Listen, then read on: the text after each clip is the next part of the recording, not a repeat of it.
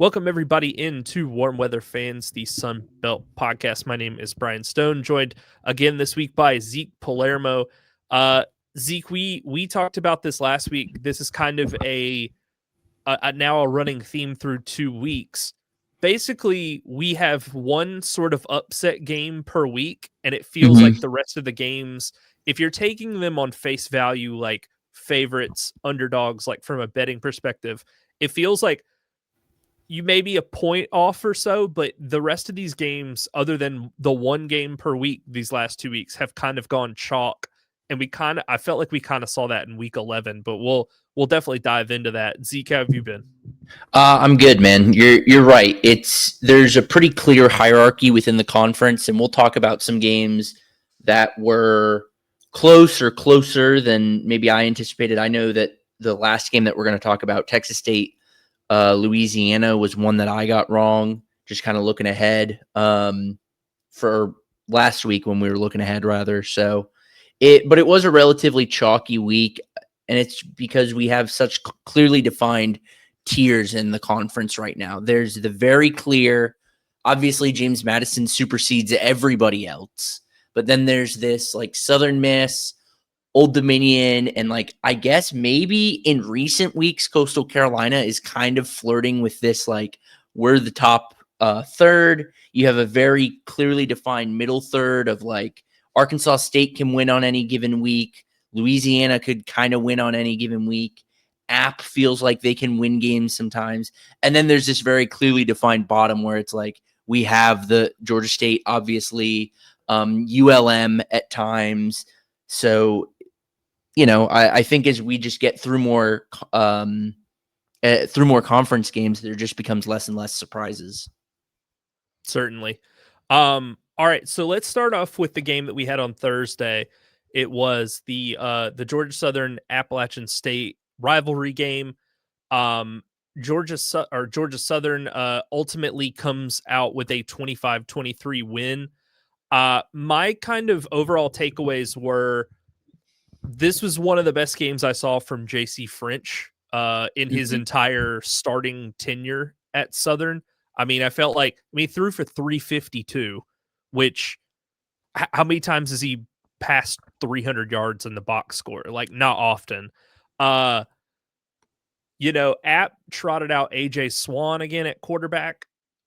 I was sitting there in the first half, Southern goes into halftime up 19-3, and I'm like, I tweeted it out from our account. I was like, at what point do we just say enough of this and just put JJ Cole back in for the rest of the season and just say enough? Like, we cannot have, and because AJ Swan in the first half of this game was dreadful.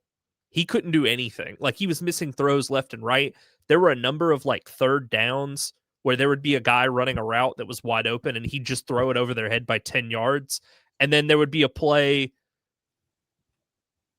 preceding that where he would drop it into a bucket between two defenders. And you're like, this is the ultimate like Jekyll and Hyde experience where it's like you can layer it in over a defender's head or between two defenders that are on a receiver, but then you can't make an easy throw on 3rd and 6 to like convert and keep the drive alive. So basically Southern jumps out 19-3 in the first half, and then they add basically 2 field goals the rest of the game, and App is playing catch up. App sort of has like a fake comeback in the second half or the fourth quarter where they scored 2 touchdowns, but Georgia Southern holds on. They're able to come away with a win in this one. I'll go ahead and answer the question that I feel like you're going to ask. This doesn't change anything for me as far as how I feel about Helton. I mean, I'm sorry, Right. like you the 2 conference games that you've won this year, it is very nice to beat Georgia State and App State, like your 2 rival schools in the Sun Belt. I can't just erase from my mind, like, you got your butt kicked handed to you by James Madison. You got your butt kicked at home handed to you by Southern Miss, and you got your butt kicked against Arkansas State a couple weeks ago. This win does not eliminate those for me. All the problems are still there. We have seen defensively last year against James Madison, Georgia Southern can do this where they'll show up for like a random week and look like a passable defense. And then the next week, they play Coastal after this. if Samari Collier had 130 yards rushing and 3 scores next week, I wouldn't be shocked. I would be like, yeah, this is about right. Yeah. Something you said this last week when we were previewing the episode, that anytime a team throws the ball against Georgia Southern, it feels like a wasted down. And I understand that they were down 19-3 at halftime, so you're kind of forced into a situation where you feel like you've got to really force the ball downfield. Sure. But why are we letting AJ Swan let it fly 51 times? Where's Rashad Dubinion been really in the back half of the year? He hasn't touched 20 carries in a game since September 13th. Is there an injury that we don't know about? Is there, I don't know where his volume and then thereby production has gone. He takes only, let me make sure, 12 carries in this game for 40 yards, his lowest yards per carry of the season. I thought that was going to be the recipe for very easy success in this game, was going to be get Rashad Dubinion to 180, 190, as we've seen so many other running backs do against Georgia Southern, and then kind of coast from there. Can I be honest? Can I be honest really quick with you about what I saw from Dubinion? I don't know if there's like an injury or whatever either. He looks like he had no juice. Mm-hmm. He's not breaking tackles. He doesn't look slow, but there's no running away from defenders. It's just sort of like plodding, kind of, is the best way I can put it. Like Jakari Lewis in this one had 6 carries for 50 yards for App and a touchdown. He looked way better in like limited duty than I thought Dubinion looked. Again, there may be an injury we don't know about, something like that, right. But he just looks like he has no juice carrying the ball. And I don't know if that's things have kind of just cascaded on him, or I think what happened in this one specifically, I can't speak to kind of the other ones game plan wise. Southern felt like they sold out absolutely to stop the run and was like, if AJ Swan beats us, we'll live with it. Sure. And they can't do that with these other teams that they're playing. When you're playing Southern Miss, you can't sell out to stop the run and have Braylon Braxton toss 3 touchdowns on your head. You can't sell out to stop the run against Kenyon Clay and have Jalen Rayner drop 3 touchdowns on your head. Like, that's not feasible. So when you go play a team that doesn't have a quarterback as good as those guys, or Alonzo Barnett or whoever, you can't just sit back and go, all right, well, if the quarterback beats us, they beat us. You can't do that with another team like you can against App, where it's like AJ Swan will just have these games where he just seems to have the yips, and he just can't hit a receiver. And that feels like what happened on Thursday.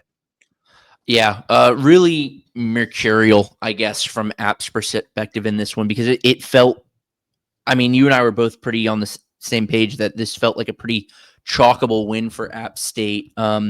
I saw on Twitter some discourse calling for Loggains fire. I think it's his first year. It's premature. Yeah. Can we be for real for a second? What are we doing? That's crazy. He's basically like 500. And and I understand the Sunbelt record's not great, but he didn't inherit. Now, if the beef is with not having an offensive coordinator, yes, I agree. It's not. I'm willing to doubt it's without that nuance. Maybe, but if that is the case for what are we doing? I agree, because I didn't really understand that coming into the year. But yeah, it's year one. The guy's he's one game under 500. He could finish this season 6-6, and then you're like, okay, so we made a bowl game in year one. The conference record's not great. We throw a lot of screens. They throw a lot of screens. That needs to stop. Either throw the ball down the field or get looking for another job, because you can't have. And I understand Swan's accuracy is all over the place. If you don't trust your quarterback to throw the ball further than 5 yards down the field, then you need to switch to the other quarterback. Is kind of how I felt about it. Yeah. But no, you can't fire a guy with a 500 record in year one. I thought that was crazy, especially as a guy who is right now kind of premature. We're not even through 2 years of my head coach, and I'm ready to put his head on the block. I thought that was crazy. He has had. To make this argument, I think the problem is this. and I'm not even saying this to take a shot at like App because they're Georgia Southern's rival. I Mhm. think that they are so used to like microwave results. Like I expect everything to be fixed in the 2 minutes that I set on my microwave, and if it's not fixed, then I don't like it. And it Mhm. kind of happened a little bit with Sean Clark, where it was like they had some down times, aka the year where they played 11 games and didn't make a bowl and stuff like that. Um, and they were all upset about that. And then they went and played a conference title game, I think the year after that, and everybody was fine with it. And then last year, the wheels kind of came off, which is understandable. But they have not had seasons as bad as what Dell McGee has had at Georgia State. That's why I think it's totally asinine because, like, if they were 2-8 right now, if they were South Alabama, Mhm. I could see them being like, yeah, this was a bad idea. Let's go ahead and can this guy, blah, blah, blah. Again, you're 1-4 in the Sun Belt, which is not great, but you're 4-5. You have, 3 games to end the season. You could feasibly end 500 and make a bowl game. In year one, that's not that you're not competing for a Yeah. conference title, but you can't turn around and go, "Oh, this is unacceptable. We're 6-6 in a year one of this guy's tenure." I'm right there with you, man. I feel similarly. I think there's a point to be made about record being deceiving. You've got wins over Charlotte, Lindenwood, Oregon State, and Georgia State. We're not really talking the premier teams of even G5, but G6. But I don't know. That was something I just wanted to mention because it was a discourse that I saw and I was taken aback by. The a couple other things too. Georgia Southern had some receivers step up on Thursday that, like, frankly, haven't done anything all year. Mm-hmm. Namely, I was down on Dalen Cobb coming into this game, and rightfully Yeah. so. Like, he's been bad this year. I mean, he was good in this one. He had 8 catches, 57 yards. Who was the other? Camden Brown was good once again. And then Marcus Sanders was another guy that, like, frankly, hasn't done anything all year. Like, Georgia Southern has been begging for another guy to step up opposite Camden Brown, and literally everybody has passed the buck to someone else and been like, "Not me, you do it." So Mm-hmm. it was nice to see those guys show up. However, it's too little, too late at this point. Like, you're 4 and Georgia Southern is 4-5. This is not year 1 for Clay Helton. This is year 4. He has a losing record as a head coach at Georgia Southern. Georgia Southern, up until this tenure, has never employed a coach beyond year 3 that had a losing record at the school. So this is Mm-hmm. uncharted waters. And again, yes, it's great to beat Georgia State and App State. However, they're non-competitive in the conference. They self-eliminated themselves from the East race before Halloween, I would Mm-hmm. say, which is awful. Up until this week, the rush defense was the second, third worst in the country. All of those things, like, my fear with this game is that our AD has the memory of a goldfish and immediately goes, "Oh, Clay Helton just saved Georgia Southern football by winning this one football game." That's my fear, is that he's going to turn around and go, "You know what? Everybody was upset at him. He won this one game. We're back on even ground." And I'm like, "No, no, no. Again, you are out of the conference race long before Halloween even happened." So I do not want to hear like a sentiment come out of the athletic department of like, everybody's good now because we won one Mm-hmm. football game. That's what I I don't want to hear.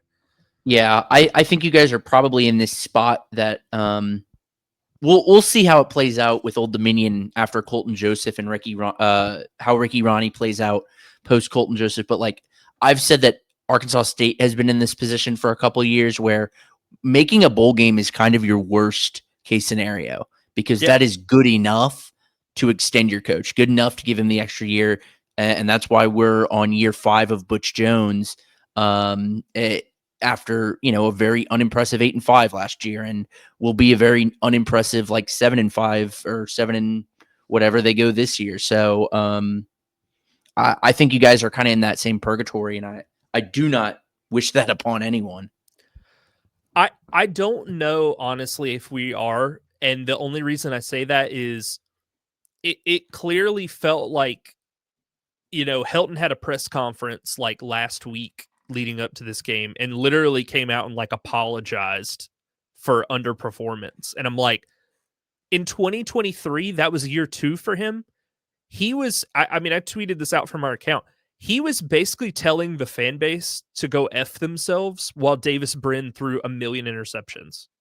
Like, there is a press conference where he talks to a guy from the paper in town and basically is like, gives him like very short, like terse answers that are like, I trust the offense. Get out of my face, is basically the answer he gave. And they ended that season spectacularly awful.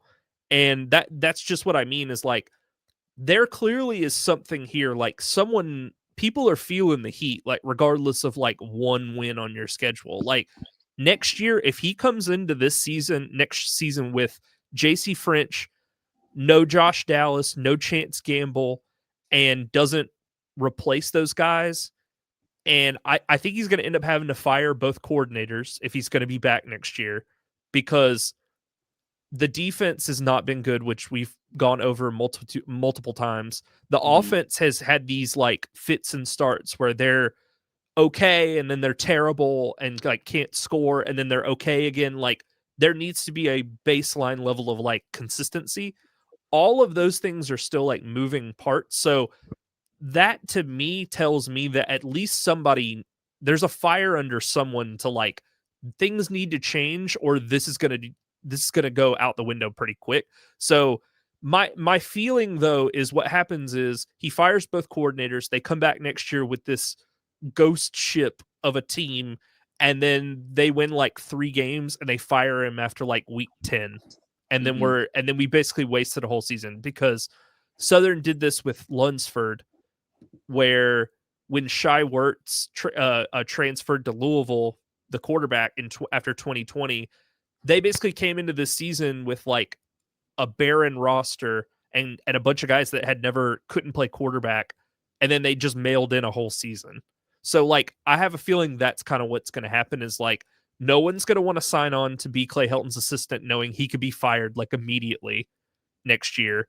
So he's going to be scraping the bottom of the barrel for assistants, and then they're going to waste the entire 26 season being bad and firing him. And then we're all just going to kind of be like, this was the result we all kind of saw coming. Like, I don't know why you put this off a whole football season. Like the buyout didn't go down enough for it to make a real impact. So I don't know. We can move off this game, but it was a good win, but it doesn't alleviate any of the concerns that any of the fan bases had just because you won one football game. Like that's dumb.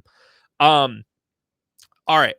Saturday's games. Let's talk about this one. So James Madison beats Marshall 35-23. This one actually was close for a while. It basically came down to Marshall was down, I think it was 28-23 with like, I can't remember how much time was left. It was like 6 minutes or something to go, 5 minutes. And they went for it on a 4th and 1. They got stuffed with, I think it was Andre Roberts, the running back. He gets stuffed. JMU gets the ball back. They run 2 plays, and then they throw a touchdown to Wayne Knight that basically sealed the game. And then that was it. It was 35-23 from there. JMU comes away with the win, but Marshall held serve better than I thought, although Carlos Del Rio Wilson was not good by any stretch of the imagination in this game. Yeah. Do you have his ADOT on this one? Yeah. His yards per attempt was 7.8 and his ADOT was 9.8. Interesting. Okay, because through watching this game, it felt like he had gone back to what we saw earlier in the year of like check down my Charlie. Bad. Sorry, yeah. And my bad. I read TJ Finley's off. It was one layer below. Carlos Del Rio Wilson, yard per attempt, 4.5. His ADOT was, yeah, it says ADOT was 9.8. I don't think that's correct, but that's what PFF has it at. Because what I was saying is that it felt like he went back to those check down Charlie games that we had earlier in the year, where it was like, shoot, man, it's awesome that you can throw for 70%, 72% consistently. But when you're doing it with like a negative A dot or a A dot that's less than 1, I don't know how much that speaks to you as a quarterback. And in this game, I guess we've got a questionable A dot number here, but the accuracy wasn't there. The completion percentage wasn't there. Finishes below 50%. I want to talk about the fourth down decisions from Marshall in this game. You talked about the I think it was 4th and 2. They give it off to Antoine Roberts, who went off in this one, 121 on 20 carries. That's his second consecutive 100-yard game in back-to-back weeks. Where's he been? If he had shown up a little earlier in the season, maybe we could be talking about a different season-end trajectory for Marshall that is right now below 500. But they took field goals, let me see, twice from James Madison territory, or I'm sorry, they punted twice from James Madison's territory, the 45 and 41, both of those like 5 and 3 yards to go, which felt like really conservative. I guess if you're hanging around with a team that's better than you, you would rather pin them back than give them ball at midfield, I suppose. But I would argue that I would say the counter argument to that is if you have 4th and 5 at the 41, your opponent's 41, convert that and you can get a big step up on them, right? A touchdown there does you wonders, especially as Marshall for most of the game was kind of one possession down. Again, the other counter argument to that is when you see them go for it on 4th late in the game. You talked about the failure on 4th and 2 late in the game on the 8-yard line. I think this was their last drive. You take a sack on 4th and 8, or 4th and goal from the 8. So maybe they just don't have the juice there. You also take a field goal from the 5-yard line that again cuts it to a 1-possession game from 2. But if you in that situation, Marshall was down 8 points. If you score instead and get the 2-point conversion, we're talking a tie ball game. Again, you then have the Wayne Knight play. I found it all puzzling. You can't beat a team of James Madison's caliber by playing scared. Like it felt like this is the it's like time in soccer when you're playing for the draw. Right. This is the time to take the training wheels off. When you're playing the number 1 team in the conference and you have to beat them in order to give yourself a chance to go to the Sun Belt title game, you can't be taking chip shot field goals. You can't be punting, in their own territory, like when it's a 4th and 5 or less. Like it's really hard. Now, I will say they ran the ball on JMU better than probably any team in the country has this year, which credit to them, but it came at the expense of throwing the football, which again, Carlos Del Rio Wilson was 16 of 35 for 154 and 1 touchdown. But I don't think he even passed 100 yards passing until like late in the 3rd quarter. So they were playing it very, very conservative, both from a going forward on 4th down and both from a play calling perspective. They were not putting the ball in the air until they absolutely had to. And I don't know if it's a function of just not having the receiving weapons. Like I think DeMarcus Lacey's pretty good, but everybody else kind of on this sheet, I'm just like, none of these guys really stand out like when I watch them play. So pretty much if you can't get the ball to DeMarcus Lacey, everybody else is just kind of a grab bag of talent. And you can't have that and a quarterback that just is offline. I mean, he was, again, 16 of 35 in this game. So you can run the ball. You can't run the ball as much as they did and be timid at the same time. That's the problem. I concur. I think the real positive, though, is how well this is as good as we've seen a Sunbelt team play James Madison all year, right? Yeah. Even against Georgia State, it's like you lost to a team that scored 14 points. I'm not going to give you a pat on the back after that performance. No. And Georgia State picked the wrong quarterback to play as well. So like I can't be like, well, you hung in there, fought well. It was like, no, Barnett was really bad. And, when we had the JMU guy on a couple weeks ago, like he even acknowledged it and was like, yeah, Fitz was like, it was bad. Like there's no way to sugarcoat it. So it was less of a function of what Georgia State did and more of just lack of execution by JMU. So yeah. And I think a good litmus test for Marshall, like from a season long perspective, is going to be see what Marshall or James Madison does to App next week. Granted, James Madison hosts, whereas they were on the road.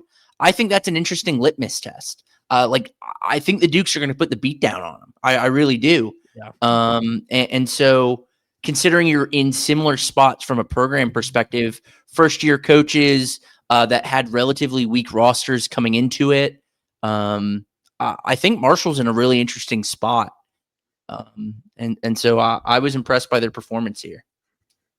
I think the thing too is if App is really set on playing AJ Swan again, I think that game's going to get ugly really fast because there were a lot of opportunities that like even Georgia Southern, who played fairly well on Thursday, didn't take advantage of when AJ Swan gave them a chance. JMU will jump on them, especially at home, and it won't be.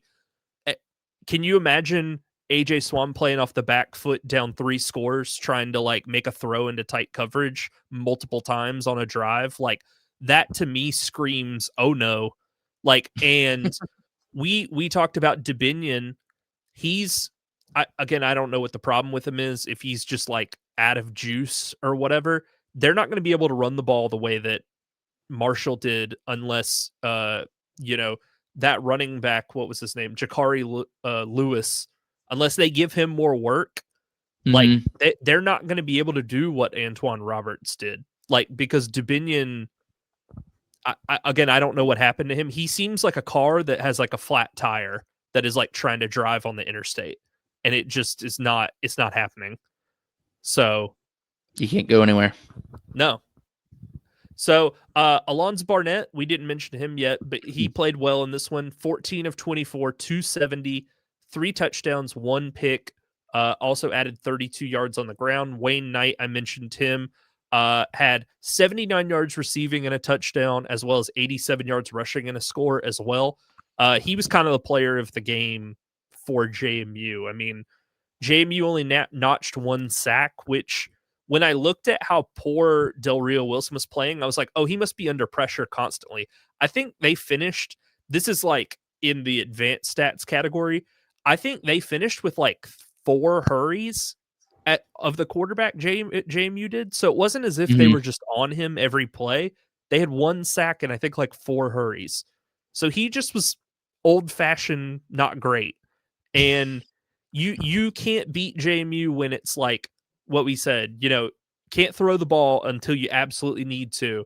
You're running the ball, but you're afraid to go for it on 4th and shorts. You're punting deep, into the opponent's territory. Like all of those things, that works when you play ULM. That does not work when you play the best team in the conference. You can pin them, a ULM, South Alabama, Georgia State team type deep, and just be like, yeah, take it 98 yards. If you take it 98 yards, then go for it. JMU's like, we will take advantage of this. So I don't really understand the lack of aggression, I would say, as far as like what Tony Gibson and them did on Saturday. Yeah, but that was my huge takeaway. But again, from a program perspective, I think this is a really big win. Win disguised as a loss for them. Yeah, moral. As big as those can be, or as fake as those can be, I think it is a good moral victory for them. Sure. All right. So the next game here, Southern Miss defeats Arkansas State 27-21. This one was close as well. It literally came down to the final play of the game. I will say though, Jalen Rayner played a really, really poor like first half / first 3.5 quarters, because he eventually got pulled for a running quarterback that was like they were afraid to let throw in Flowers. And he really only came back in when they needed to kind of rally late and get back in this game. But they're down 27-21. He takes them all the way down. They have a maybe you have the situation pulled up, but my computer might catch on fire if I try to click too many things at once. But it was like they were down to the 10, I want to say, of Southern Miss, and he throws an interception as kind of time expires, which I don't really blame him because you need to make a play in that situation, and if it gets picked off, like it's no different than a incompletion at that point. But Mhm. he was really rough in this one, threw 4 picks. Like I said, got pulled at one point. They did a good job rallying, but otherwise Southern Miss kind of handled them, and then the lack of rushing efficiency late, that 4-minute offense of like, we get the ball, we need to kill clock. Southern Miss doesn't really have that in their bag because everybody is just sort of meh running the football. Mhm. Southern Miss wins this game despite themselves. They left so much on this bone. Let me read you off their drives after Arkansas State turnovers. Arkansas State opens the game. First play of the game, or from scrimmage, is a fumble. Southern Miss, mind you, starting at their opposing 25, settles for a field goal.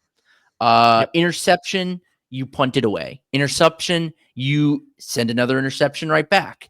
You have an interception that leads into halftime, whatever. And then in the second half, interception, another field goal. And then, as you said, the game-ending interception that came when they, in the end zone, they were snapping from the 13, so real tight end. Southern Miss really. Remember, like 5 weeks ago, we talked about Charles Huff's one deficiency. The guy seems the red zone incapable of creating red zone offense. Hello? You get 6 points off of turnovers. You're like, hello? It was a 1-to-1 turnover to points off of turnover ratio. Nuts. Not good. Not good. No. Also, 12 penalties for 100 yards for Southern Miss in this one. My team is the most penalized by volume and by yardage in the country. You can't win games like that. You really can't. So Southern Miss pulls this one out despite everything. Shout out Josh Moten, though. 3 of those 5 picks were by his hands. I couldn't figure out the last time that had happened in a Sunbelt game, but that last time a guy had 3 picks for a Southern Miss team was 2002. I mean, that's just that's a legacy game. So hats off to him.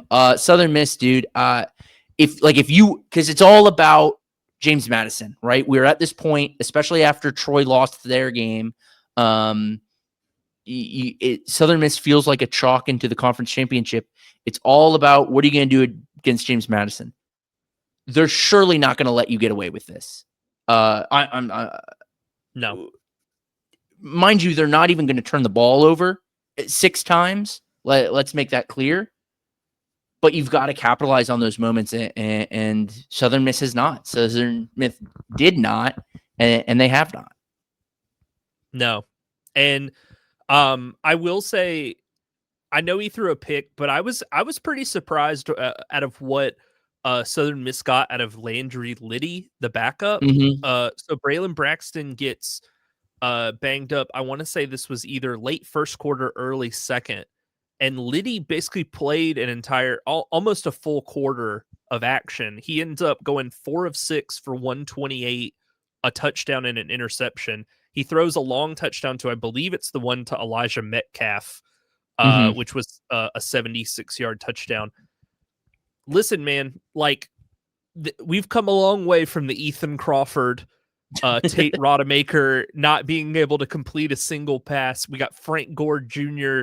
as the best quarterback on the roster. They've got 2 guys who he's not Braylon Braxton, obviously, but you've got a guy that is like a capable backup, which is a long way from, like I said, last year when you didn't even have a capable starter to even depend on. So it's good to have a guy that can come in a spot like that and like still make plays, keep you alive. He's not going to totally sink you a la, I'm sorry to do this ricochet shot to him, but a Daniel Beal where you're just like, oh, game's over. Like we put our backup in, like, oh, we got no shot now. Now that's the name I've not heard in a while. And for good reason. Yeah. I mean, but it is that way. It's like a lot of these Mhm. teams would be absolutely sunk if their starting quarterback got hurt, and they were able to, stay alive against an Arkansas State team that coming into this one was 4-1 in the Sun Belt and was knocking on the door of like, they win this game, then they Mhm. take ownership of the West and the destiny's in their hands. But man, I know I've said this before. I know Arkansas State is not doing a good job supporting Jalen Raynor with the run game. I mean, their leading rusher was Devin Spencer with 47 yards. Um, I don't want to put this all on them because, frankly, you don't throw three interceptions that matter from Jalen Raynor without that. But it's just so hard to be that one dimensional and be Mhm. like, all right, man, you got to go out and do everything for us offensively, because if you don't go out there and lead us in rushing, you don't throw 3-4 touchdowns, like, we basically have no shot. So go do it and then Mhm. report back with results. Like, that's just so tough to ask of a guy. Uh, you also get a performance here, speaking of guys around Rayner, a come from the dead moment from Corey Rucker, a guy who has been, I mean, where's he been for most of the year? 7 catches in this one for 123, long of 55. No touchdowns, but I won't be mad. You made 7 catches for 123. No. This guy, I mean, this is only, I'll say only, his third 100-yard receiving game, which frankly, that's a lot. Not a lot of guys reach 300-yard games in a season, but especially after Jaquez Cross got injured, this was supposed to be the Jalen Raynor and Corey Rucker show. Yeah. And again, I don't want to beat down on a guy who's got 51 catches for 600 yards, but this was supposed to be a 1,000-yard guy. This is a guy that was supposed to look at like Devin Voisin a couple years ago, right? Or Jalen Tolbert. Those like 90 Mhm. catch guys at South Alabama from previous years. So Target hogs. Yeah. yeah, exactly. And it's like, sure, you can get Tyler Little, who has 5 catches in this game, or Tyler Fortenberry. These are, I think, tight ends with 6 catches in this game. It's like you can get volume to those guys, but this is supposed to be the standard for Corey Rucker. And we're not going to know until we get the 30 for 30. That certainly ain't coming about where did Corey Rucker go for like half of the 2025 season? Yeah. Like, this is supposed to be the Peyton Manning to Reggie Wayne or whatever connection, where it's like, Mm-hmm. we've got our quarterback, we've got our number one wide receiver, and we just kind of need to fill the spots out around them. It's Rucker has really made it tough, I feel like, on Rayner this year too, where it's like he has these disappearing act games. He didn't in this one, obviously, but he has like disappearing act games where it's like, listen, man, if you're the quarterback and your number one receiver's just kind of hanging out there on an island by himself and he's not getting targets, and you don't have a running game to add on to it, like, it makes it really, really tough to Mm-hmm. be like, because here's the difference to me with like a Jalen Raynor at Arkansas State and a Colton Joseph at ODU. It's not so much ODU does not have a guy of Corey Rucker's caliber, but what they've been really good about is getting different guys to like step up and contribute, like, especially when they absolutely need it.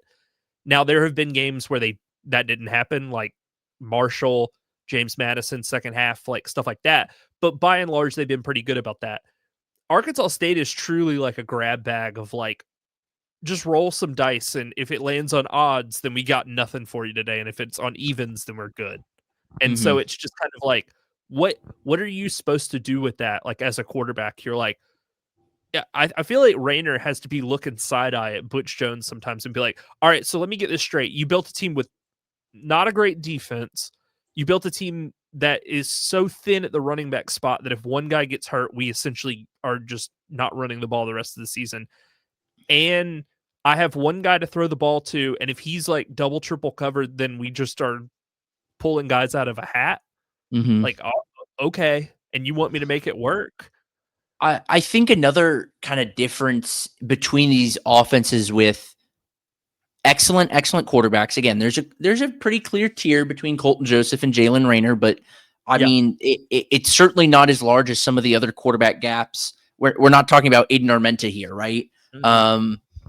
I something that has confused me about Jalen Raynor and Arkansas State, their usage this year, is that they really don't draw it up for him like Old Dominion draws it up for Colton Joseph. And again, Old Dominion has a very unique, like a slow mash and a very like QB power type offense that's very unique, difficult to pull off, and requires a very specific personnel.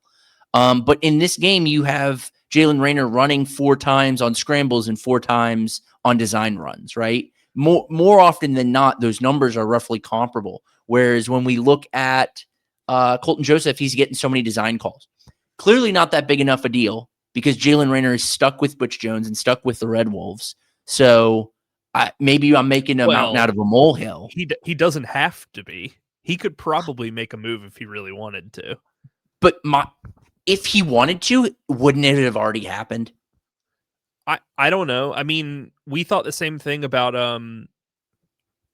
Buddy at Grayson McCall. And then all of a sudden he was starting in an ACC school, and you're like, oh. Same thing with like Gio Lopez.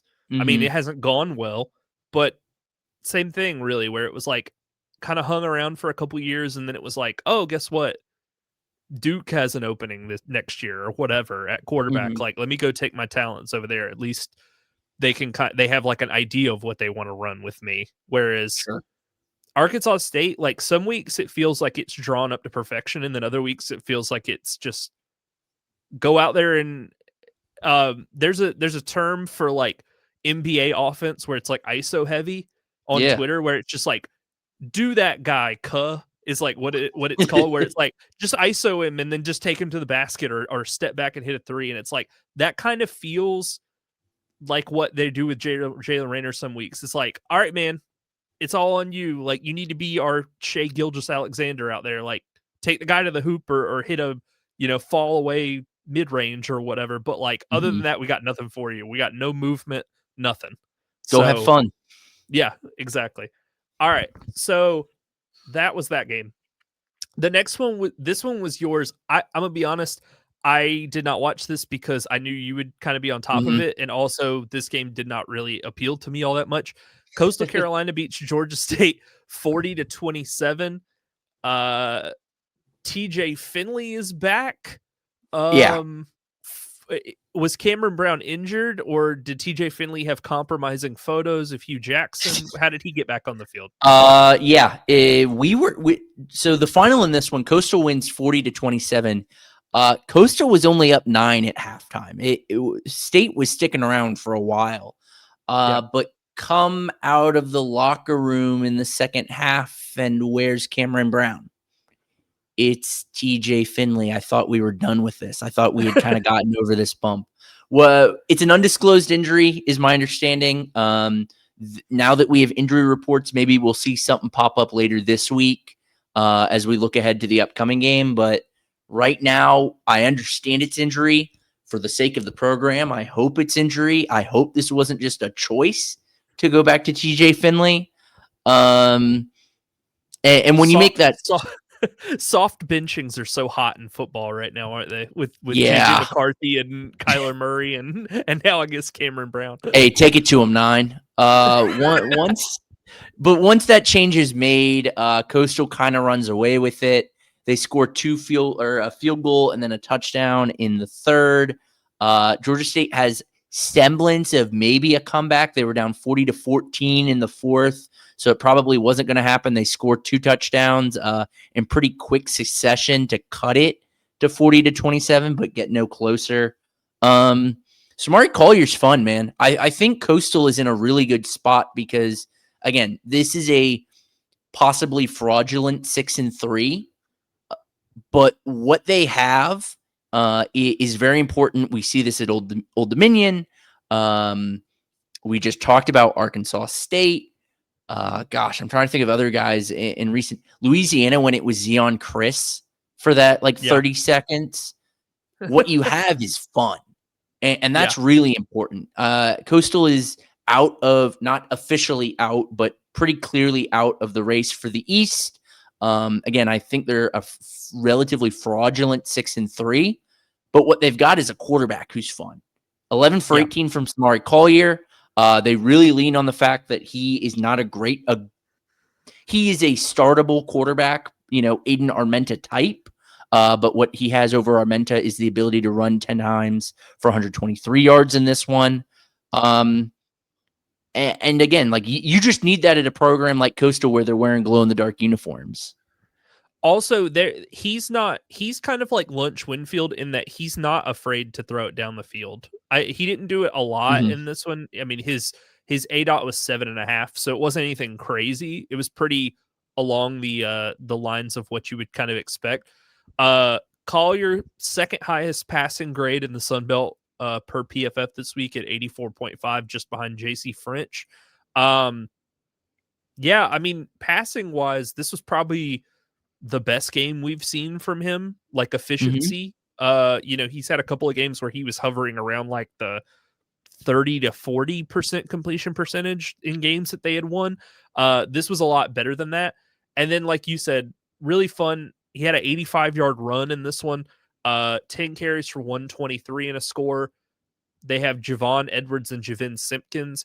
I feel like what it is, and I know that you said that you feel like they're fraudulent, like a fraudulent 6-3, and I don't necessarily disagree because, actually, you know what? We'll see in the finale because they played James Madison the last game of the season, and if they don't drop another game, James Madison will have to play their starters to like get the win, or at least jump up on them.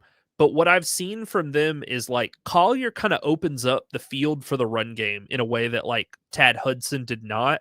So when we were lamenting Tad Hudson earlier this season, and they had an inability to run the ball with Jalen John, Javon Edwards, Javin Simpkins, because teams were just loading the box and being like, Tad Hudson's not going to do anything about this. So we can play 10 guys in the box and a single high safety. He's not throwing it over our head. And now with with Collier added, you've got a rushing threat. You've got a guy that is willing to throw the ball down the field if it's there. You haven't exactly had to have a game where you get down and have to be a high volume passing offense. I think the closest thing we've seen was last week when they played Marshall. But even that was still relatively in range, and then they forced those turnovers, and basically they were kind of back to their normal game script. But yeah, I mean, like we said, they're definitely not the best team in the East, but we were talking about Tim Beck being fired after like the first 3-4 weeks of the season, and now all of a sudden, who knows? This could be another like bring him back for next season, and then he stinks again, and then we get rid of him. But this season at least has gone from being total DOA to like a fun team that can score and has like a quarterback with a fun play style. And when you're a team like Coastal, it's like, if you're not going to compete for the East, you might as well be fun to watch, because the worst thing you can be is ULM, where you're like, we're not good, but we make up for it by being boring as hell and no one wants to watch us on TV. And it's like, oh, cool. So at least you're winning games, and it's a fun offense to watch. Yeah. So you mentioned Collier opening up the run game for other guys. Something I want to point to: his 123 yards in this game is the first Coastal runner this season to eclipse 100. You get Dominic Nicely came the closest in week 2 with 97 yards, and he has since been himself AWOL. Never eclipsed. I guess he had 70. He was okay against Marshall, but not. He was highly efficient, but he averaged 15 a carry, but he only touched the ball 5 times. Right. So it's like, what are we doing here? So that's a big point for them, is that it opens, obviously, for other guys. It opens it up for himself too. If like you've got to be this Lunch Winfield type, if you have to be the Colton Joseph, where it's like, shoot, you've got to be the leading in both, obviously, passing, but also rushing. We've seen you can win games like that. That's not necessarily unsustainable. Right. Yeah, good win for Coastal is pretty easy. Good luck to you guys if you're having to watch TJ Finley play every week, because we've seen him this year. It's not been fun. I was hoping that when I saw it wasn't Cameron Brown they trotted out in the second half, I was hoping like Darren Granger's from Conway. Is he in the area? Is he in the building? Do you want to throw on a jersey, man, or something? Like, what's going on? Well, last week you talked about Chad Powers. Maybe he pulls a Chad Powers and wears like prosthetics to make himself look like either Cameron Brown or TJ Finley, and comes out and just throws like 3 touchdowns. And you're like, whoa, where has this guy been all year? And it's like, oh, please, that's Darren CFL Granger. legend Darren Granger. All right, so last game of the day, Louisiana defeats Texas State 42-39. Louisiana kind of jumped on them. After the first quarter, it's 10-7 Texas State. Lincoln Pear rips off this 54-yard touchdown run. And then from there, it was touchdown, Lunch Winfield to Caden Jensen, Bill Davis run, 12-yard run, Lunch Winfield to Shelton Sampson, and then boom, by halftime, it's 35-17, and then it's, Texas State's just trying to kind of claw themselves back into this game, and they eventually do so. They score a touchdown with 3:12 left. Brad Jackson throws a touchdown to Chris Dawn, which cuts it to the score that it was. And then, Louisiana found a way to kind of kill the clock at the end of this one, and then that was it. Texas State, you're going to finish winless in the Sun Belt your final year. That's so brutal because the more that time goes on, those wins, those opportunities for wins are getting smaller and smaller. And it's like, I can't think of, I said this last week, I can't think of anything more humiliating than leaving and going to the Pac-12 and being like, yeah, we went 1-7 last year in the Sun Belt, but we're here to dominate this year. It's like, okay, whatever you say, guys. Yeah, they finished the year with at Southern Miss and then host ULM and South Alabama. So it's like you're going to get 2 chances with the Jags and the Warhawks. So I feel confident they'll beat ULM. You would hope. South Alabama, I truly don't know, but ULM, like the second Texas State scores 21 points, ULM's going to call their local governor and go, they're doing witchcraft out here. This isn't allowed. And he's going to be like, you're in Texas. There's nothing I can do to help you. So I can't fire him. I'm sorry. I can't fire this. I can't fire. I can't fire GJ Kitty. I'm not his. I can't fire the AD either. But yeah, Jackson played well in this game despite the loss. I mean, 26 of 33, 363 touchdowns. Had 1 pick, but was the 3rd highest PFF passing grade this week, behind Collier and French. So, I mean, I feel like we kind of say this every week. It's like, it's not his fault, like, that you guys are losing games. He's putting up counting stats like he's, Kurt Warner on the 99 Rams, and then they don't play any defense. Yeah, he's a very good quarterback, and it's just a matter of how long do you keep him around? How long does he want to stay there? He is a redshirt freshman, so he's got 3 more years. He's from Austin, so he's from Texas. I don't know. They might have a guy for the next couple of years. He might be set up really nicely. Or UT needs a sub for Arch Manning after this year, and they call up Brad Jackson out of the bullpen, and they're like, you're a hometown boy that, you're what Arch should have been from a dual threat perspective. Like, come play quarterback for Sarkisian. So we'll see. How well has Matthew Caldwell been doing for them? We'll see if they shy away from the Sun Belt quarterbacks. I don't think he's played this year. It's been Arch basically all year, I think. For better or worse. This was a result that ultimately surprised me. And maybe I was playing it safe because I feel like Texas State's offense is a little more of a known commodity than Louisiana's. Sure. So I liked Texas State taking it in this one, but what we did get right, and actually we didn't talk about this, we got this right in the Southern App game as well, over-under. There were going to be points here. Yeah. There were always going to be points, just like there were never going to be points in Southern Not App. So 64 of them or whatever the final number was. certainly not. No. And you get 70-81 in this one from Texas State, Louisiana. Yeah. Bo Sparks for Texas State, 10 catches, 186 and a touchdown. You know, like I said, Shelton Sampson, 5 catches, 80 yards, 2 touchdowns. And this one, he was, you know, a big receiver for them and was the 7th highest graded receiver this week in the conference. Bo Sparks was the 2nd highest behind Elijah Metcalf for Southern Miss. So, yeah, I'm not even going to bother clicking over to the defense tab because I guarantee you none of these guys show up on the top 50 probably of that sheet.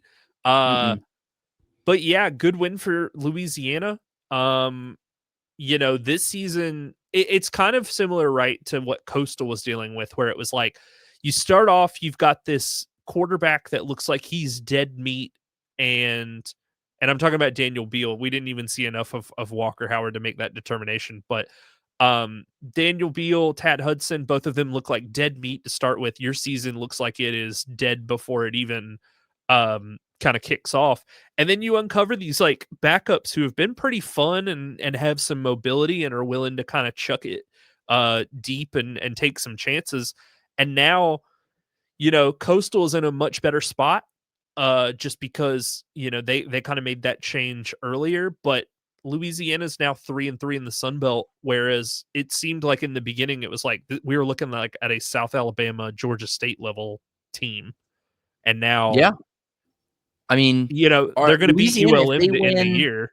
They play prime time Thursday night at Arkansas State on ESPN. They win that. The only thing between them and a bowl game is ULM. So they'll beat ULM because, like I said, the second they score 21 points, ULM's going to be like, all right, wave the white flag. Let's get out of here. Yep. So, see y'all next year. Yeah. All right. So that does it for all of the Sunbelt games for week 11. You can email the show, warmweatherfans@gmail.com. You can follow us on all of our social platforms, Twitter, YouTube, at warmweatherfans. You can follow me at Watch the Stone. Zeke, let them know where they can find you. Yeah, man. It's really easy. At Zeke Palermo, ZekePalermo.